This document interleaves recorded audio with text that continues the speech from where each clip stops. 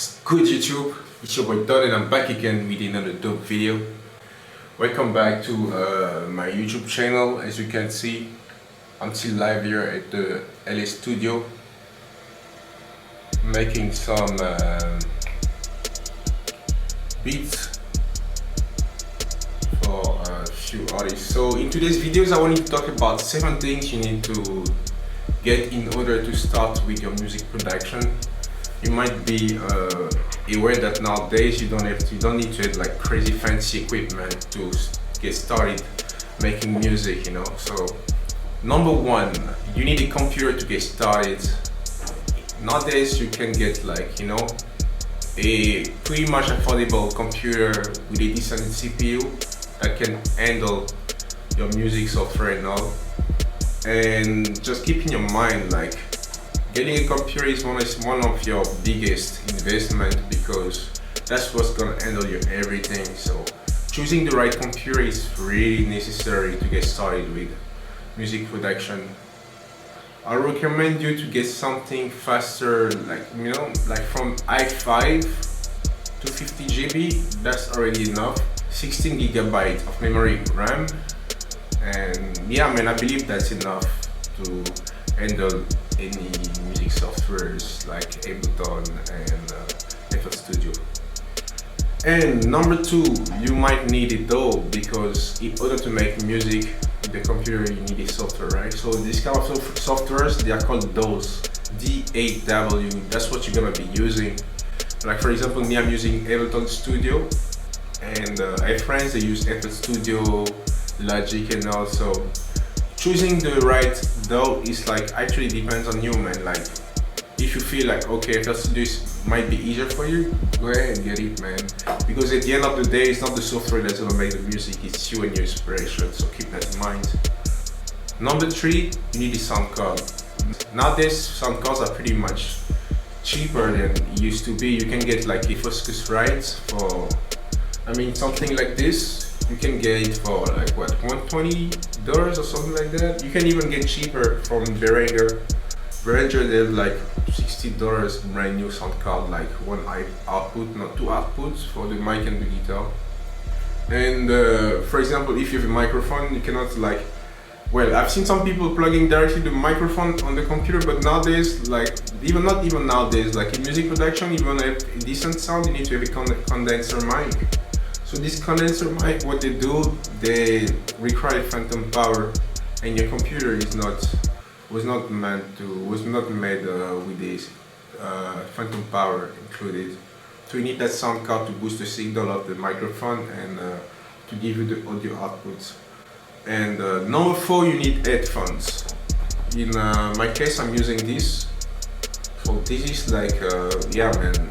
I use a lot of headphones, but this is what changed my way of mixing, because they are open back. You can pretty much hear everything that goes around in the room, and while being in the boot, like boot up in this headphone. See, they are open back, DT990 Pro. And why do you need a headphone? Of course, you need it to monitor your music and to get like a, you know, close feel of what you're producing. And with headphones you're gonna hear more details. Like you can have like the best monitors ever, but man, like headphones are gonna give you more information, in my opinion. And number 5, you need studio monitors. Like, yeah, if you're ready to go for, you know, for your passion, your dreams, you need to invest in yourself, bro. For example, me, I got this Rocket 5. So these boys, that's what I'm using right now.